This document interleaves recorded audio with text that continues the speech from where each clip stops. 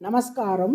1000 நாமங்கள் 1000 கதைகள் 276வது திருநாமம் ஓஜஸ் தேஜோ தியுதிதராய நமக. காஞ்சியில் வாழ்ந்த வரதகுரு என்னும் மகான் அத்திவரதரின் மேல் அன்பு கலந்த பக்தி கொண்டிருந்தார்.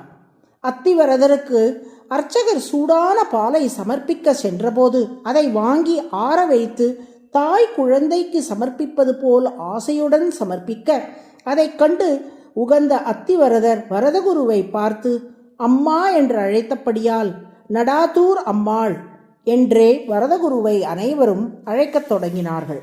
அந்த நடாதூர் அம்மாள் உபனிஷத்துக்களை விளக்குவதில் வல்லுநராக திகழ்ந்தார். அவர் தமது சீடர்களுக்கு ஒரு நாள் சாந்தோக்கிய உபனிஷத்தின் பொருளை விளக்கிக் கொண்டிருந்தார்.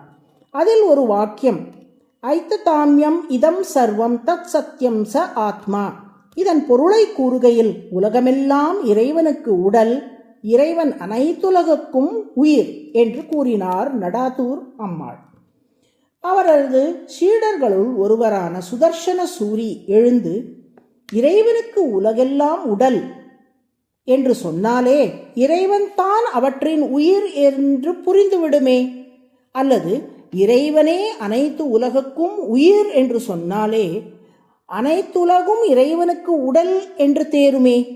உபனிஷத் எதற்காக 2 முறை உலகெல்லாம் இறைவனுக்கு உடல் என்று ஒரு முறையும், இறைவனே உலகுக்கெல்லாம் உயிர் என்று 2ஆம் முறையும் சொல்லுகிறது என்று கேட்டார். நடாதூர் அம்மாள், ராமாயணத்தில் வால்மீகி ராமானுஜம் லக்ஷ்மண பூர்வஜம் ச என்று ஓரிடத்தில் ராமலக்ஷ்மணர்களை குறிப்பிட்டுள்ளார். ராமானுஜா என்றால் ராமனின் தம்பி, லக்ஷ்மண பூர்வஜ என்றால் லக்ஷ்மணனின் அண்ணன். ராமன் லக்ஷ்மணன் என்று நேரே சொல்லாமல் ராமனின் தம்பி என்று லக்ஷ்மணனையும் லக்ஷ்மணனின் அண்ணன் என்று ராமனையும் சொல்கிறார். என்ன காரணம் தெரியுமா? ஒரு பக்தனை சொல்லும்போது இறைவனை சொல்லி அந்த பக்தனை அடையாளப்படுத்துவது வழக்கம்.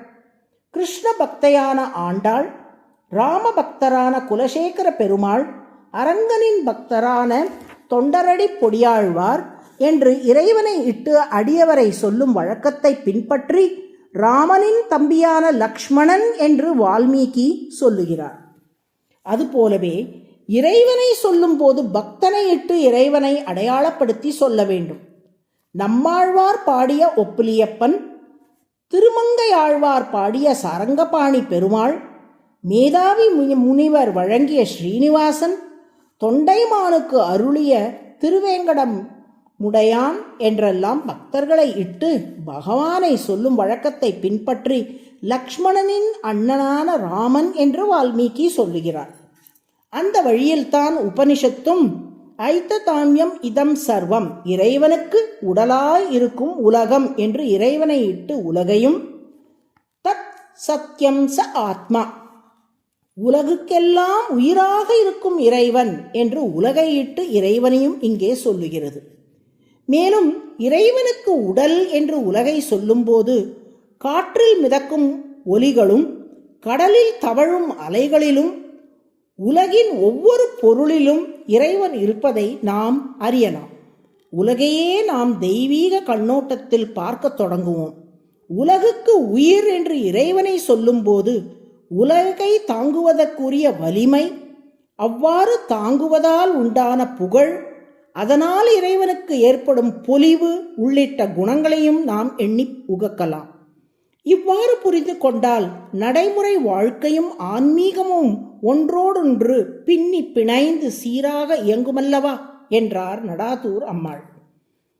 உலகனைத்தும் இறைவனின் உடல், இறைவனே உலகுக்கெல்லாம் உயிர் என்னும் இந்த சாந்தோக்கிய உபனிஷத் கருத்தை நம் கண்முன் படம் பிடித்து காட்டவே விஸ்வரூப தரிசனத்தை கண்ணன் அர்ஜுனனுக்கு வழங்கினான். அந்த விஸ்வரூபத்தில் உலகை தாங்கக்கூடிய வலிமையும், அனைத்து உலகுக்கும் தலைவனாய் இருந்தலாகிய புகழும், அனைத்து உலகையும் காக்கும் மகிழ்ச்சியால் உண்டான பொலிவும் நிறைந்தவராக திருமால் திகழ்கிறார். வடமொழியில் ஓஜஸ் என்றால் வலிமை, தேஜஸ் என்றால் புகழ், தியுதி என்றால் பொலிவு, தர என்றால் உடையவர்.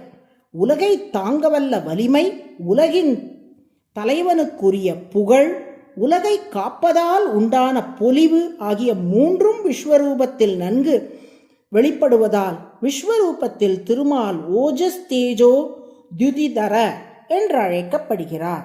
அதுவே சஹஸ்ரநாமத்தின் 276வது திருநாமம்.